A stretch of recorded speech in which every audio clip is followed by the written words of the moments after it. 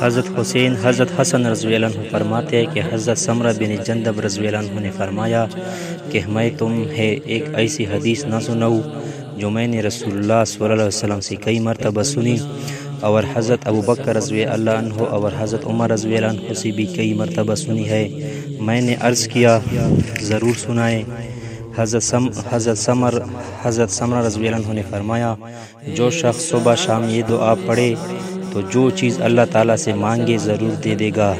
اللہم انت خلقتنی وانت تہدینی وانت تطعمنی وانت تسقینی وانت تمیتنی وانت